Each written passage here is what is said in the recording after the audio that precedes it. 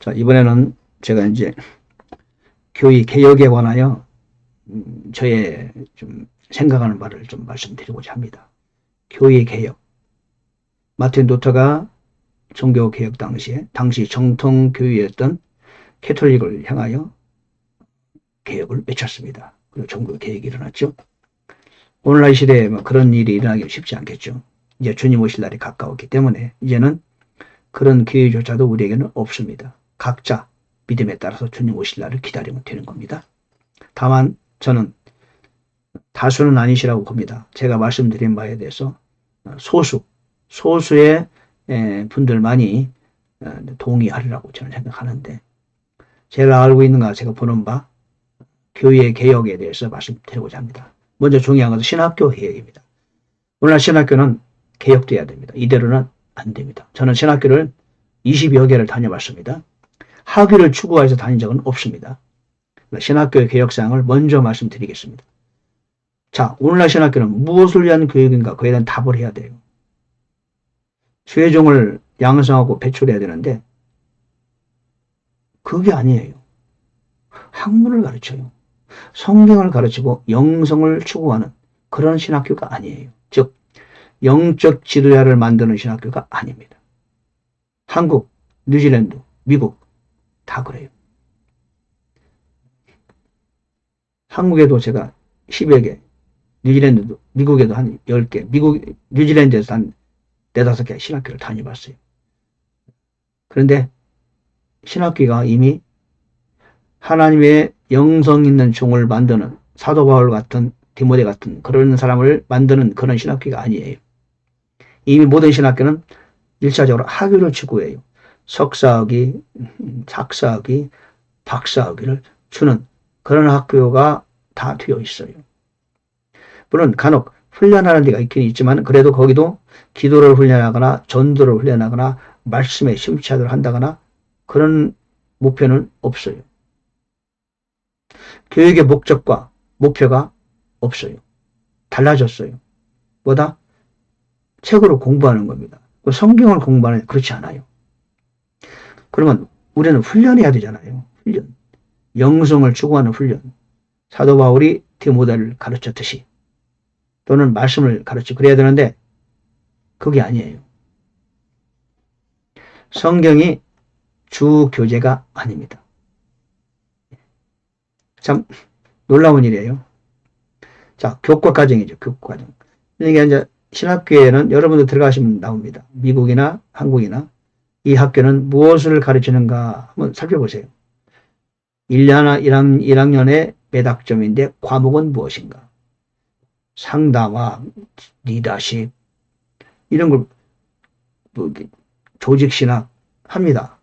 근데 이미 교과서로 만들어 놓은 거를 일방적으로 가르칠 뿐이에요.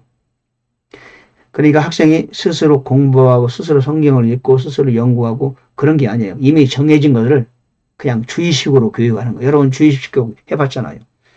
해보시고 주의식 교육이 얼마나 그 폐단이 많다는 걸 아시죠?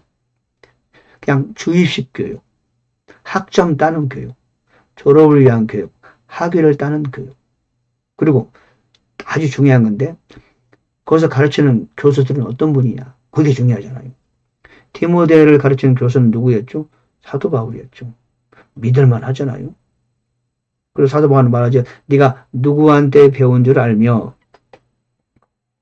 로마 성도들에게는 내가 당신들에게 영적 은사를 나눠주고 싶다.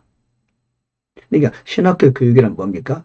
주의 종을 발굴해서 훈련해서 내보낸 배출하는 역할이 신학교잖아요. 왜? 그분들이 신학을 공부하고 나서 담임 목사가 되는 거니까 양태를 이끌어가는. 그러므로 교수진 선발이 얼마나 중요합니까? 근데 교수진들이 오히려 밖에서 목회하는 목사님보다 못해요. 기도 안 해요. 기도 안 합니다. 성경도 잘 몰라요. 왜? 그분들이 교수 되려고 공부를 10년, 20년 하는 동안에 성경을 읽거나 기도하거나 그런 과정을 거치지 못해요. 왜? 공부 열심히 해서 박사학위를 따야 교수가 되니까. 그렇게 평생을 살아와요. 기도할 시간 없어요. 신학교는 기도 분위기가 아니에요. 교수님들이 사도 바울 같은 사람이 교수가 돼야 되지 않습니까? 그렇죠? 사도 바울 같은 사람이 교수가 되고 엘리야도 신학교를 운영하고 있었고 그런 사람을 교수로 채용해야 되는데 아니에요. 유럽이나 미국에서 공부 열심히 해서 박사학위 받은 사람, 그런 사람이 교수가 돼요. 총장이 돼요. 박사원장이 돼요. 그러면 그분들이 교수가 될 때까지 어떤 과정을 거쳤느냐? 산에 가서 기도하고 말씀을 연구하고 그랬느냐? 아니에요. 그렇게 해서는 교수 어림없어요. 그럼 뭐 했어요? 10여 년, 20년간 열심히 공부했어요. 성경 읽었다? 그러다가는 교수 못 돼요. 좋은 학교에서 박사학위 받으려니까 열심히 공부해야 돼요. 열심히 학문을 해야 돼요. 그리고 박사 논문을 써야 돼요. 패스해야 돼요. 좋은 성적으로. 그래야 신학교 교수가 될 수 있어요. 뭐가 이상하지 않습니까? 영성? 그런 건 아예 꿈도 꾸지 마세요. 그래서 신학교에 가면은 일은 가졌던 은혜도 다 날아간다. 다 영성도 잃어버린다. 그런 말도 흔히 있지 않습니까? 지금의 신학교가 그런 상태입니다. 우리가 그러므로 신학교가 개혁되는 것이 우선적으로 돼야 됩니다. 신학교가 영성 있는 신학교로 바뀔 때 거기서 배출되는 영성 있는 신학생들이, 배출자들이 현장에 나가서 선교사도 되고 목회자도 되고 그럴 때 달라질 수 있겠는가? 그러나 지금 신학교는 전혀, 제가 잘 알고 교제하고 있는 총장도 박사원장이 있어요. 근데 내가 늘 만나면 제발 기도 좀 하시라고. 그런 말들은 더 이상 못해요. 지금 그런 상태. 여러분 그걸 아셔야 됩니다. 지금 현재 이 교회의 세계가 어떻게 돌아가고 있는가를 우리는 명확히 볼 수 있어야 됩니다. 교회의 개혁을 논하기 전에 제가 제일 먼저 신학교의 개혁을 말씀드린 이유가 바로 그것입니다. 예, 우리 그걸 위해서 열심히 기도하면 좋겠습니다. 여러분 신학교를 위해서 제발 기도하기를 부탁합니다.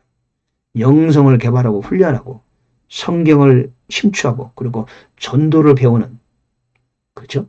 그런 신학교, 훈련하는 신학교, 영성 훈련하는 신학교 되게 도와주세요. 부탁합니다.